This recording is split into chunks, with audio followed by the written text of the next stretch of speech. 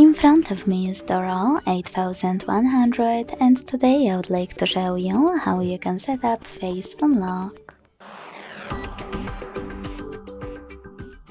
Begin by opening Settings and scrolling down to access Security. Then scroll down again and tap on Face Unlock over here.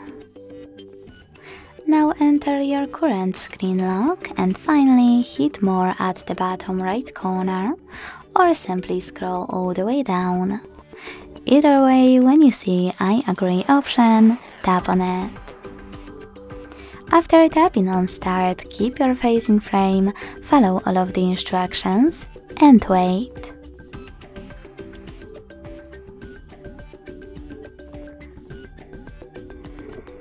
Then select Done. So when I switch off my screen and turn it back on, I can see that Face Unlock is working properly. Thanks so much for watching. If you enjoyed this video, leave a like, comment and subscribe. Bye!